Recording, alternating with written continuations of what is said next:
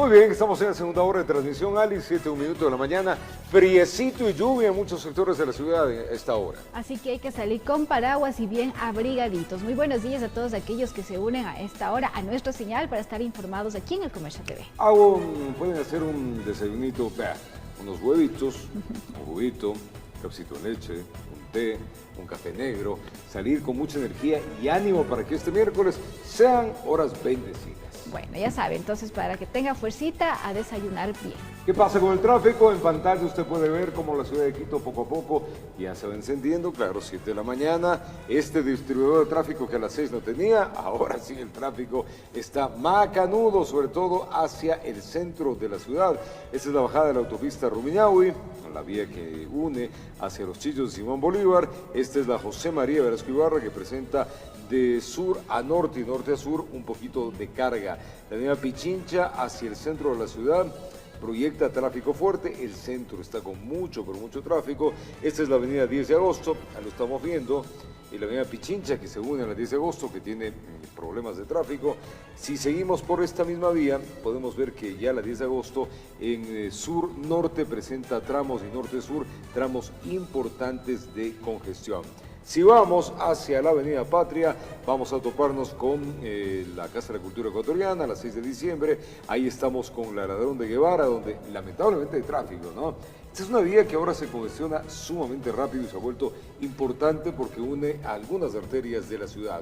La Coruña a esta hora no presenta tráfico, los que viven por ese sector no hay tráfico. La González Suárez tampoco a esta hora presenta mayor carga vehicular. Si vamos al túnel Guayasamín, algo de tráfico de las 6 de diciembre hacia la Chiris y Royal Faro, no presenta tampoco mayor novedad. Eso sí, carga en la Simón Bolívar hacia el norte de la ciudad, vamos a ir encontrando. Esto que estamos viendo es la Simón Bolívar, ahí vemos algo de tráfico. Esta es la vía que va para Nayón también, y claro, ciertas vías se van congestionando. También la conocida Ruta Viva. Si vamos hacia el norte, vemos que el tráfico está holgadito por la Simón Bolívar, esta vía que va hacia el norte de la ciudad, y algo en el rodel de Zambisa. Así está Quito a esta hora, así que vecinos, salga, si está saliendo, hágalo con tiempo, con predisposición, para que tengamos un día con buenas energías. A tomar vías alternas y por favor no se ponga mal genio y con paciencia para que llegue a tiempo a todas sus actividades. Empezamos.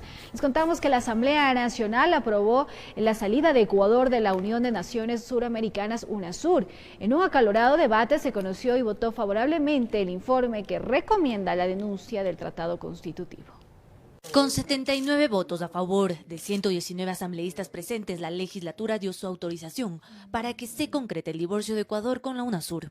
UNASUR pudo haberse constituido con buenos propósitos, pero después devino en un club de amigos del socialismo del siglo XXI. Quien hizo fracasar UNASUR es justamente el socialismo revolucionario de Venezuela y el de Rafael Correa. Estos argumentos fueron insuficientes según el bloque correísta, que dio 36 votos en contra.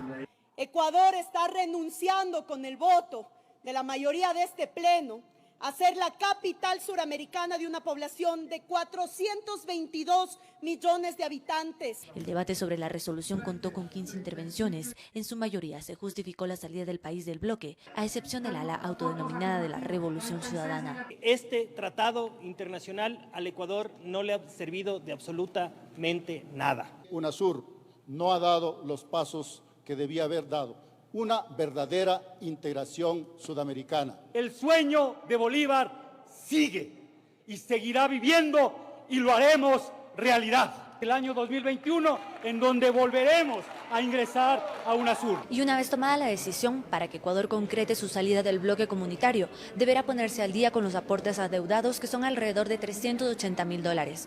Luego, la decisión será sobre qué se hará con el edificio de UNASUR construido en la mitad del mundo. Así que el señor Moreno deje de ofrecer cosas que no puede cumplir. Ese edificio no puede ser ocupado para universidad indígena ni para ninguna otra cosa que no sea UNASUR. El gobierno ecuatoriano puede entregarle a UNASUR cualquier sede, le comento. Si desean seguir permaneciendo, les podemos buscar un edificio bastante cómodo. De los 12 miembros que conformaron a UNASUR, actualmente solo 5 se mantienen en el organismo, que hace 2 años no cuenta con un secretario general y en sí con un funcionamiento regular, informó. Carolina Basante. Vamos a contarles que representantes de varios gremios sindicales, sociales y campesinos anunciaron una movilización para este día jueves 19 de septiembre. La marcha llegaría a la Asamblea Nacional, donde esperan entregar un proyecto de reformas laborales. Veamos de qué se trata. Que exigimos que... La movilización iniciará a las 16 horas con una concentración a las afueras de la Corte Constitucional, pues varios representantes de gremios sociales, sindicales y campesinos buscan que este organismo analice su propuesta de reformas laborales, que según dicen fue presentada en el año 2017. La nueva Corte nos exigió a nosotros actualizar nuestra posición de dictamen e inclusive aclarar nuestros fundamentos de derecho. Lo hemos cumplido puntualmente tal cual la Corte lo exigió. Luego prevén avanzar hasta la Asamblea Nacional, con el objetivo de presentar también su proyecto de reformas laborales. El Parlamento Laboral Ecuatoriano, conjuntamente con otras organizaciones, ha elaborado y que tiene como objetivo la humanización del trabajo, que en el marco de la Constitución y de los convenios internacionales pueda definitivamente fortalecer los derechos de los trabajadores. Mientras tanto, el Parlamento Laboral Ecuatoriano junto a otras organizaciones aseguraron que efectuarán mesas de trabajo con el Frente Unitario de Trabajadores para juntos precautelar los derechos en el país. Vamos a seguir acompañando las marchas del Frente Unitario de Trabajadores, ¿no?, de tal manera que podamos ir fortaleciendo la movilización nacional. Además, varios representantes sindicales mencionaron que luego de esta movilización se aspira a realizar otra manifestación sindical en Quito el próximo 27 de septiembre. Informó Sofía Vintimilla. Y hoy en el Comercio TV, en nuestro segmento, el invitado Miguel Rivadeneira entrevistará a Mónica Naranjo, directora nacional de Registro de Datos Públicos, con quien se analizará la Ley de Protección de Datos, su urgencia frente a la filtración conocida. Recuerda las citas en pocos momentos en el Comercio TV, así que no se despegue de nuestra señal. La Corte Constitucional, amigos, negó el pedido que realizó el prefecto Yacu Pérez sobre la consulta popular referente a la minería. El prefecto anunció que este pedido se trasladará hacia las calles. Veamos. Un panorama multicolor se plasmó en los exteriores de la Corte Constitucional. Moradores de la SUAY llegaron hasta Quito para seguir de cerca el tratamiento del pedido de consulta popular sobre la actividad minera metálica en esa provincia. Hoy tienen los jueces de la Corte Constitucional una oportunidad histórica de demostrar que no se dejan amedrentar. Con banderas de diferentes colores se apostaron en los exteriores de la Corte. Ahí justificaron su negativa a la minería. No vamos a permitir nunca de que vengan empresas transnacionales mineras a destruir la naturaleza. No queremos minería donde están las fuentes hídricas, donde están nuestras fuentes hídricas que alimentan a nuestros sistemas de riego, nuestros sistemas de agua potable. San Fernando dice no a la minería, sí a la consulta popular. Y obviamente a la consulta no quiere decir que no se dice la minería, simplemente es la decisión del pueblo y la decisión del pueblo hay que respetar. Bueno, ese es un derecho que tiene la población a ser consultado en sus aspiraciones a futuro. A cambio proponen desarrollar otras actividades para que el gobierno nacional pueda obtener recursos económicos. Un tiempo se dijo que hay que nacionalizar la telefonía celular, por ejemplo.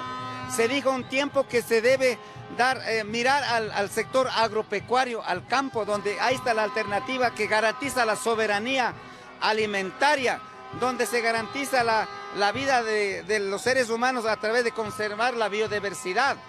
El Pleno de la Corte Constitucional este martes tenía previsto tratar el pedido de consulta de la SUAY, presentada por el prefecto Yacu Pérez. Otro pedido de consulta también previsto a ser tratado fue el presentado por el alcalde de Ponce Enríquez de la misma provincia, Walter Bermeo, pero a favor de la actividad minera. Ya en horas de la noche de este martes la Corte Constitucional decidió negar y archivar el pedido de dictamen previo de constitucionalidad de consulta popular, porque la pregunta relativa al pedido de iniciativa ciudadana no garantiza la plena libertad del elector. Pérez presentía lo que iba a pasar y anunciaba acciones. Desde las calles lograremos liberarnos de esta opresión extractivista que nos pretende meternos en las fuentes de agua. Informó Héctor Romero. Y los ataques registrados a la refinería de Arabia Saudita han provocado que el valor del barril de petróleo en el mercado internacional aumente. Según expertos, esto beneficiaría al crudo ecuatoriano generando más ingresos al fisco. Sin embargo, también advierte un probable incremento en el costo de materias primas y de la gasolina súper. Tras el ataque perpetrado este fin de semana a la refinería más grande del mundo en Arabia Saudita, el precio del barril del petróleo en el mercado internacional incrementó. Un efecto que beneficia a Ecuador, sostiene el exministro de Energía Fernando Santos Albite, pues considera que representaría un ingreso extra al fisco. Esto significa, sin embargo, $5 más para el país. Son unos 40 millones mensuales para el fisco de ingresos adicionales al presupuesto, que nos caen bien en esta dificultad económica. Un respiro para las arcas del Estado que será temporal, aclara, pero es optimista en pensar que dure 6 meses mientras se lleven adelante las reparaciones de la refinería en Medio Oriente. Y con ello concuerda el analista petrolero Luis Calero, para quien no todo es positivo. Como somos importadores de derivados del petróleo, de igual manera los derivados del petróleo, al incrementarse el costo de la materia prima, que es justamente el petróleo, estos se incrementan de igual manera. Quizás el sector privado sí se va a ver un poco afectado, ¿verdad? Porque son importadores de plásticos, de agroquímicos, de fungicidas, también los fletes de los barcos de importación y exportación. Pero no solo esto, pues dicen que este incremento también se vería reflejado en el combustible que importa Ecuador para abastecer el mercado nacional, específicamente la gasolina súper, pues esta tiene el precio liberado, mismo que se calcula de acuerdo al precio del petróleo. Los combustibles, si sube $5 el precio, el efecto en cada galón sería 10, 12 centavos, no es mayor. Para Santos Albite, el conflicto en Medio Oriente además debería significar una oportunidad para que Ecuador atraiga inversionistas. Esta es la oportunidad de oro del Ecuador. Las compañías van a ver un país alejado de los conflictos, seguro, con muchas reservas, y puede abrir áreas, invitar a las compañías que traigan inversión.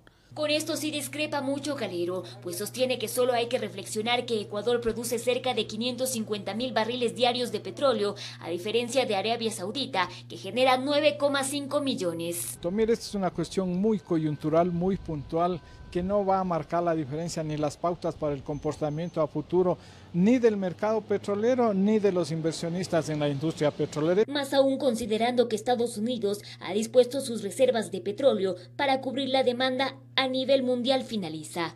En Quito informó Adriana Rojas. Es tiempo de una pausa y al retornar, mucha atención. Cerca de las 18:10, la Asamblea Nacional en su sesión 611 decidieron no aprobar el aborto por violación y autorizar el uso del cannabis para fines medicinales, y también que se difunda la identidad de las personas que cometen delitos. Además, 2 investigados por la filtración de datos liberados tras rendir una versión en la Fiscalía. Ya regresamos con esta información y más.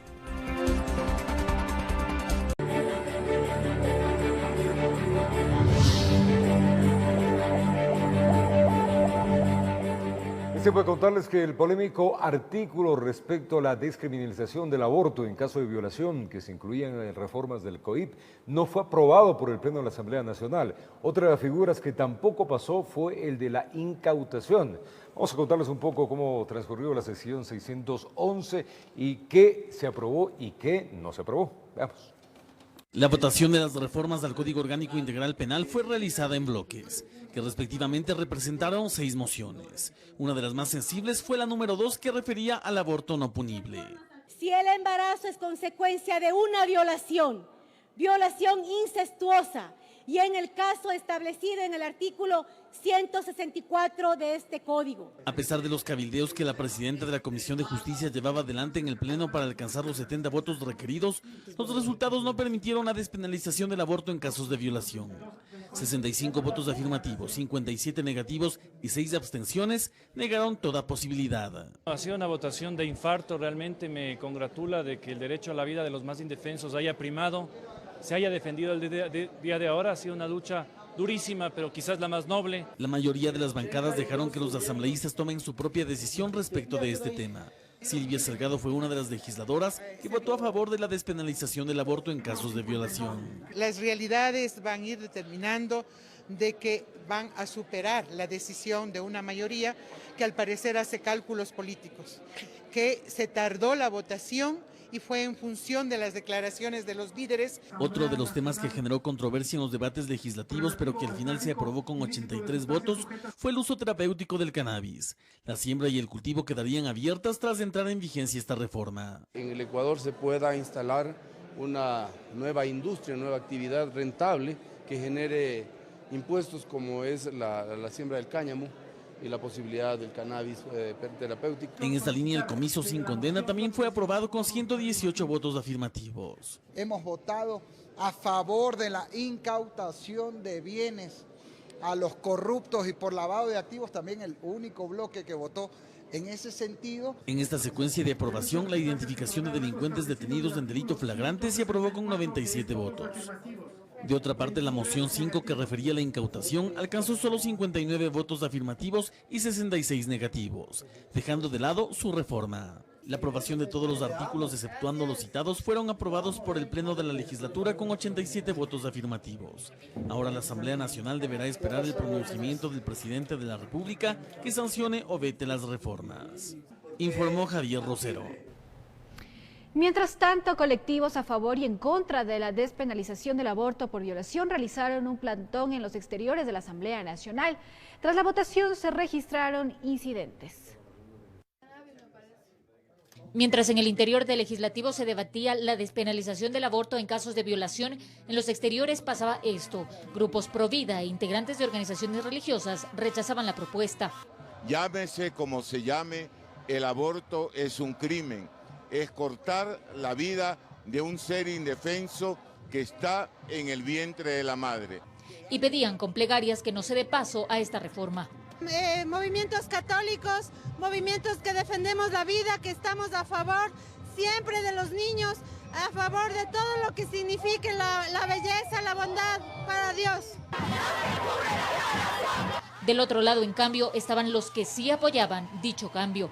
Y en este caso específico hay miles de niñas violadas a diario en este país, las que les obligan a ser madres, niñas de 10, 11, 12, 15 años obligadas a ser madres. ¿Cómo es posible eso? Las niñas son niñas, no son madres y a nadie hay que obligarle, peor por violación, a ser madre. Fueron varias horas de intenso debate que finalmente le dijo no a la despenalización del aborto por violación. Estábamos pidiendo un mínimo, que si una niña, adolescente o mujer es violada, pueda optar, porque aquí nadie está obligando a abortar a nadie. Estábamos abogando para que se pueda decidir, para que las mujeres decidamos, que si somos violadas podamos decidir si tener esa criatura o no. Ese es un mínimo necesario. Obligarnos a parir el fruto de una violación atenta contra los derechos humanos, es un trato cruel e inhumano. Es inaudito que la Asamblea no se haya puesto del lado correcto de la historia. De inmediato hubo rechazo frente a la decisión de la Asamblea, por lo que la policía hizo uso de gases lacrimógenos. Todas estas niñas que ahora están en la maternidad pariendo estaban pendientes de este debate, de que otras no tengan que ser obligadas a la maternidad forzada, no sean torturadas, obligadas a llevar embarazos que no desean producto de violencia sexual, de un acto absolutamente execrable. Informó Marilyn Jaramillo. Hoy, queridos amigos, a las 7:30 de la mañana, en el segmento de entrevistas, Miguel Rivadeneira va a hablar con Mónica Naranjo, es directora nacional del Registro de Datos Públicos. Ahí va a analizar la Ley de Protección de Datos, su urgencia frente a la filtración conocida que se dio hace pocas horas. Así que en breves minutos le invitamos para que nos acompañe.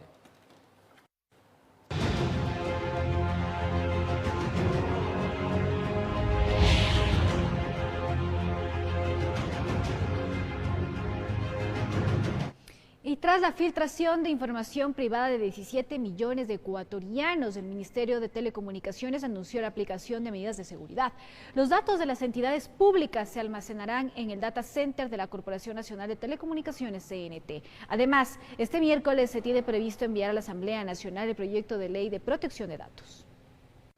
Por el presunto cometimiento del delito de violación a la intimidad, no existen detenidos. Agustín M., y William Roberto G., representantes de la empresa Nova Estrad, tras rendir su versión en la Fiscalía General del Estado, pueden movilizarse sin ningún problema, a pesar que su empresa sería la responsable de la filtración de información privada de alrededor de 20 millones de personas, en su mayoría ecuatorianas, entre estas menores de edad y fallecidas. La compañía de seguridad informática Vipimentor dio a conocer en su portal electrónico sobre la violación a la privacidad de los datos de un servidor sin protección de seguridad, ubicado en Miami, Estados Unidos, situación que ha puesto en apuros a las autoridades ecuatorianas. Que la información de los ecuatorianos ha sido bloqueada en el servidor internacional que se encontró una base de datos. Vipimentor hizo público que las fuentes de estos datos serían el Registro Civil, Banco del Instituto Ecuatoriano de Seguridad Social BIES y Asociación Automotriz del Ecuador, entre otras entidades. Para hacerle frente, el régimen pone en marcha Ecuador Digital 2.0 como parte de la ciberseguridad. Es migrar toda la información del gobierno ecuatoriano hacia un sitio seguro, y Data Center de CNT sin duda tiene las características para brindar la seguridad, el rastreo y el control de toda la información de las plataformas del gobierno. El Data Center de CNT es amigable con el medio ambiente. Tenemos la certificación LED, tenemos una caracterización TIR 3 en diseño y en construcción. Contamos además con alta disponibilidad. Se ponen como plazo máximo 5 meses con una inversión de $11 millones, a lo que se añade otra medida. Como se comprometió el presidente de la República, el día de mañana a más tardar enviaremos a la Asamblea la Ley de Protección de Datos, donde a partir de su publicación podemos trabajar en una protección de datos personales. Pero eso no es todo. El gobierno nacional se compromete en ayudar a los ecuatorianos que podrían verse involucrados en situaciones legales por el robo de su información.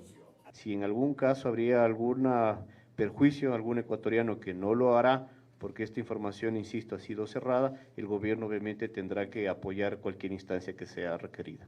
¿El lado legal podría ser? Por supuesto. Informó Héctor Romero.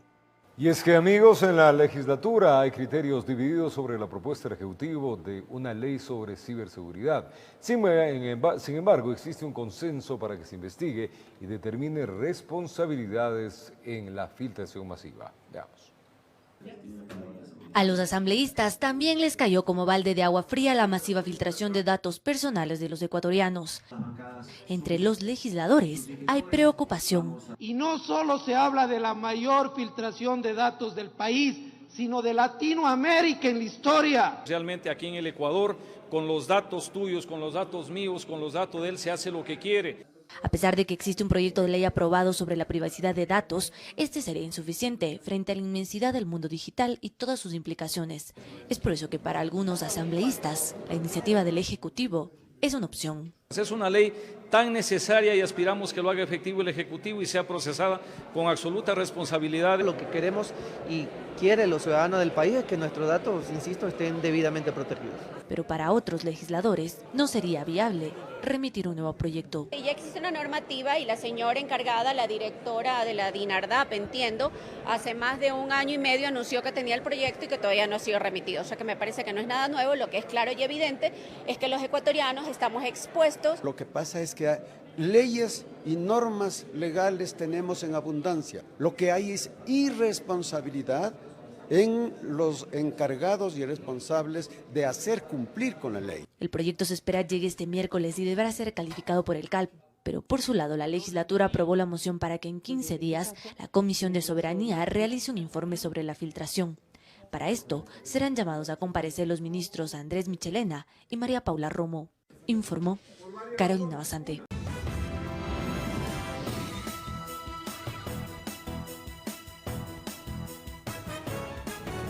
Afectuosos saludos a los amables televidentes del noticiero El Comercio TV a través de Televicentro, Canal 5 de Quito, y a los oyentes de Platinum FM y Radio Quito, La Voz de la Capital.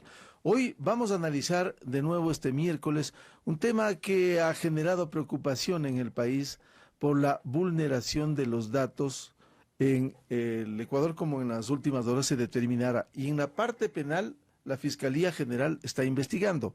En la parte oficial es importante conocer cómo se trabaja a sabiendas de la necesidad de una ley de protección de datos que lastimosamente hay que reconocerlo como una autocrítica.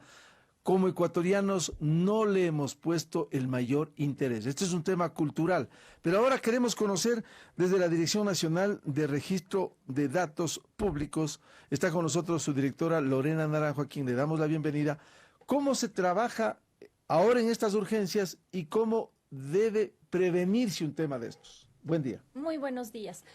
Nosotros desde hace más de 8 meses de la Dirección Nacional de Registro de Datos Públicos emprendió la dura tarea de elaborar un anteproyecto de protección de datos personales. Y así como se construyen las normativas relacionadas con tecnología, igual que todo lo que funciona en Internet, tenía que ser multiparticipativo. Porque afecta la tecnología en todas las relaciones que nosotros tenemos en el día a día. Los dispositivos electrónicos, las plataformas, todo está en toda nuestra cotidianeidad.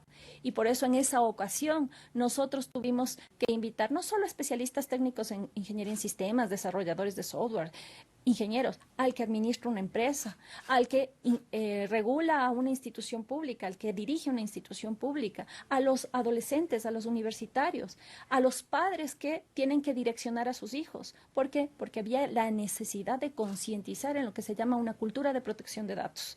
Y esa cultura, lamentablemente, en el Ecuador no estaba desarrollada y sigue todavía en periodos incipientes. Este evento, este suceso ocurrido, nos vuelca nuestra necesidad de que cada uno de nosotros seamos corresponsables de lo que es el ecosistema digital, en donde los datos personales somos nosotros mismos. Y entonces tenemos que aprender a cuidarnos en estas nuevas carreteras que son digitales. Bueno, eso es parte de la prevención. Con los hechos ocurridos, siempre será importante esclarecer los temas y los conceptos entre el derecho a la protección de datos y el tema de seguridad. ¿Cómo se maneja esto?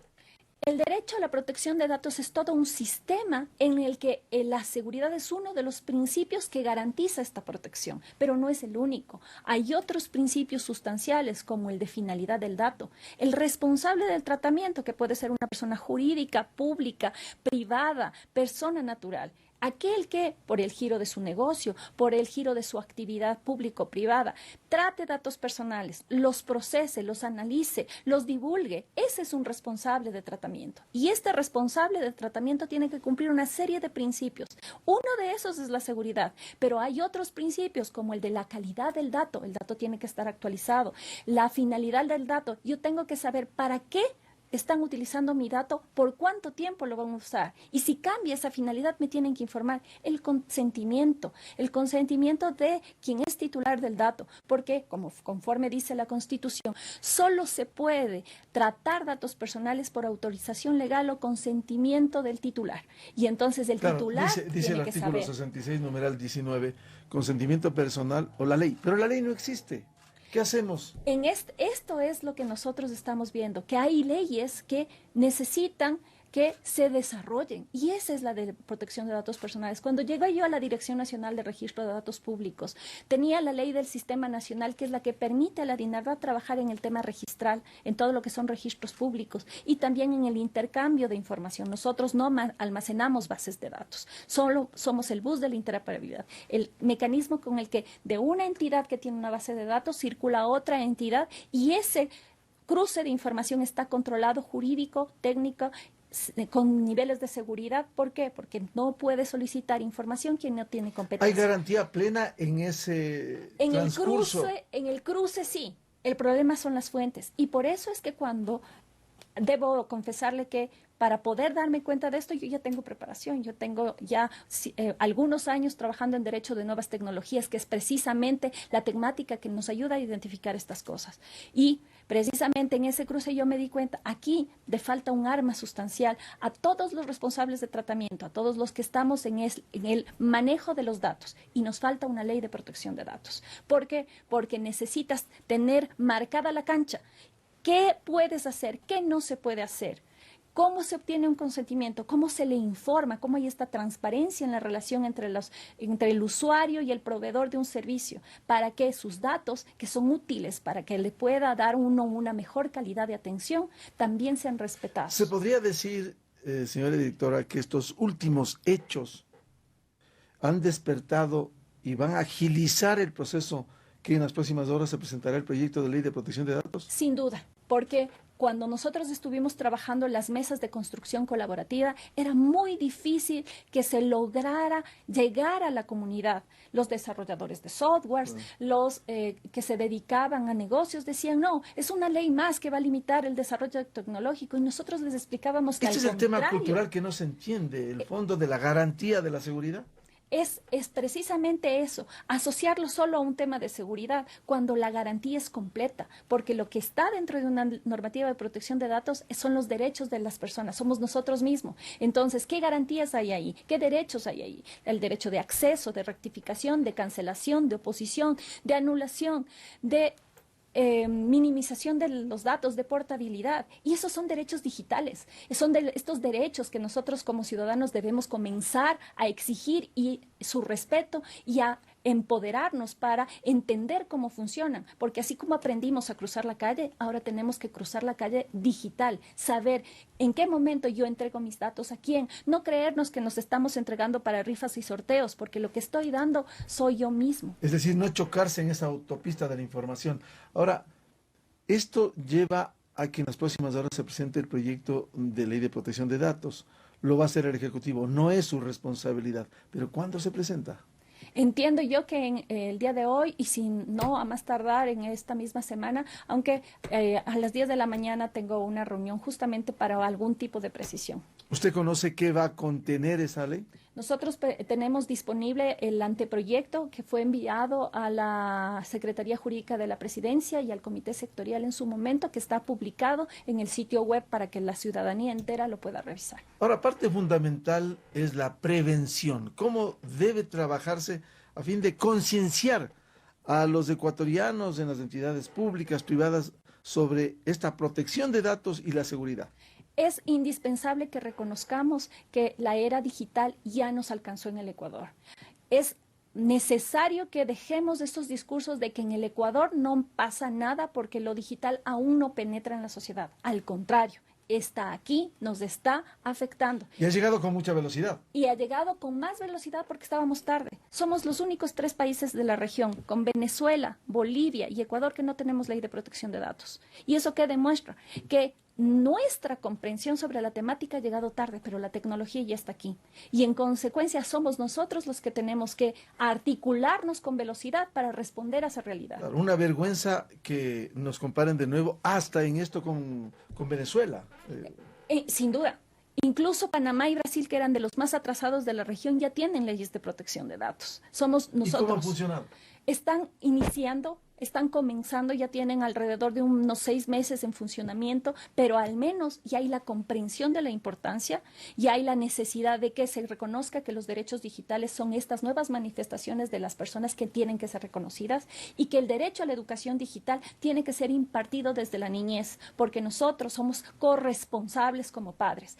En el estado de una economía social digital, en una economía de desarrollo digital, es indispensable la corresponsabilidad.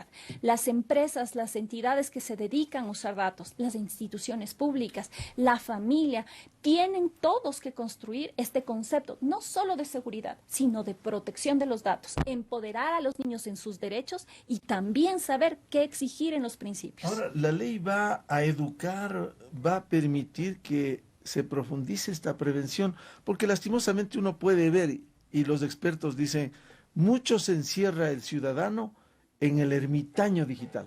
Por eso es que hay que construir un ciudadano digital. El ciudadano digital sabe cómo ejercer sus derechos, no cómo aislarse, no ser un Robinson Crusoe, sino al contrario, saber que todas las instituciones y empresas que manejan sus datos están obligados a cumplir con cierta normativa, y por lo tanto, si me llaman por teléfono y yo no quiero estar en esa base de datos, exigirle que me retire de esa base de datos porque no comparto cómo me están tratando mi información. Pero al contrario, si es una empresa transparente con la que yo me siento identificada con la marca, darle mis datos con la tranquilidad de que sé que los va a estar usando de forma adecuada porque su relación con el usuario es transparente. No ha habido abuso, la ley podrá corregir para que no haya ese bombardeo permanente, diario, cotidiano. Sin duda. En la solicitud de datos. Sin duda. Que a veces hay que decirlo, la gente cae.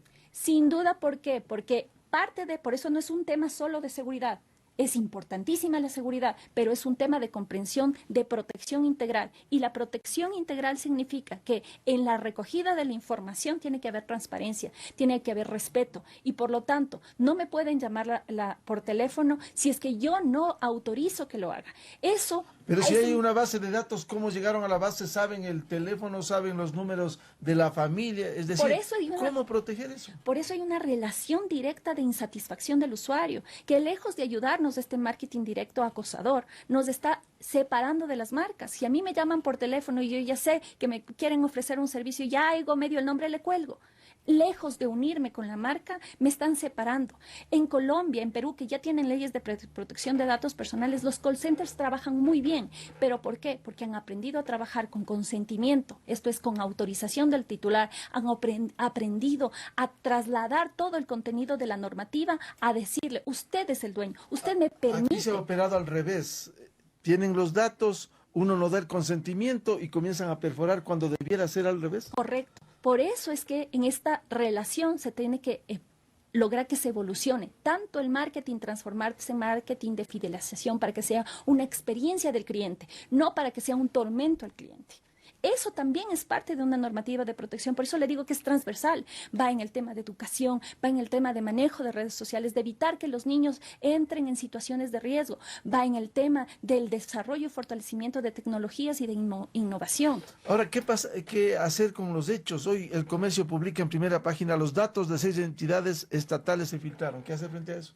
Nosotros tenemos ahora mismo la posibilidad de incidir directamente en la Asamblea para pedirles, por favor, que nos den derechos digitales, que nos den las herramientas para que los ciudadanos digitales podamos defendernos ahora en estas carreteras digitales. ¿Y qué pasa con estas filtraciones?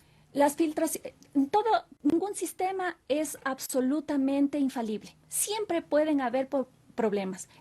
El empoderamiento es nuestro. Saber que si alguien me llama, que si alguien me manda un spam, que si tengo un link, tengo la posibilidad de defenderme siendo prudente, precavido, actuando con prevención, igualito que en un sistema de tránsito. Yo miro a los dos lados para cruzar la calle. Yo sé que tengo que respetar ciertas señales de riesgo y de peligro.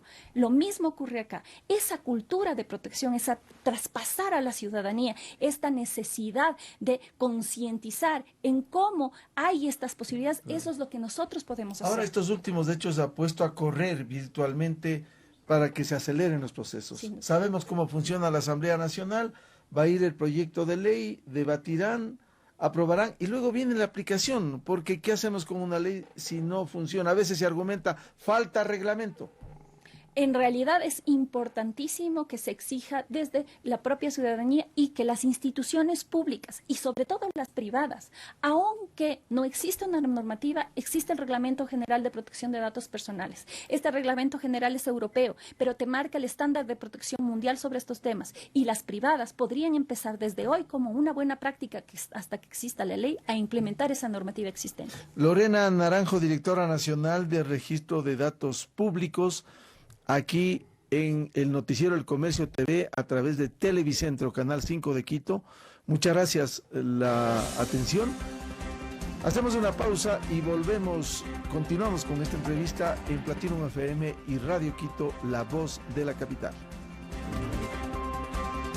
Vamos de vuelta a nuestro país. A través de un acuerdo entre el gobierno y una empresa privada se aumentaron nuevas rutas y frecuencias aéreas. Con esta decisión, el gobierno espera que los precios de los pasajes aéreos disminuyan. Veamos. Desde noviembre tendremos vuelos de Quito a Manta, en el 2020 hacia Coca y Santa Rosa y luego más vuelos a Cuenca y a Galápagos. Con estas palabras, el presidente Lenín Moreno anunció el nuevo aumento de frecuencias y rutas en una aerolínea privada. El incremento del turismo y las actividades económicas sería uno de los principales beneficios de la ampliación de rutas, a decir de Clemente Bravo, prefecto del Oro. Esto va a permitir darle más dignidad a nuestra provincia y a nuestro país. A decir de Daniel Leng, directivo de la empresa aérea con la que se llegó al acuerdo, los precios de los tickets en los nuevos vuelos presentarán una reducción del 30%. Las tarifas de lanzamiento les puedo anticipar que van a ser tremendamente competitivas. Estamos esperando entre un 10 y un 30% menos que las tarifas más bajas que hoy día presenta la competencia. Con esta decisión, el gobierno espera que las demás aerolíneas que ya ofrecen sus servicios en estas rutas bajen también sus tarifas. Nosotros lo que estamos intentando y lo que estamos fomentando es justamente tener más competencia. Más competencia significa mejores precios, más alternativas para los ciudadanos. Con las nuevas frecuencias y nuevas rutas que se están ahora poniendo a disposición y que en el futuro estoy seguro que también van a ir poniéndose a disposición, va a haber un crecimiento y definitivamente los precios van a ir mejorando en cada una de esas rutas y con las frecuencias nuevas. A decir del primer mandatario Lenín Moreno, 19 aerolíneas internacionales operan en Ecuador y se tiene previsto el ingreso de más durante este año y el próximo. En Quito informó Andrea Orbe.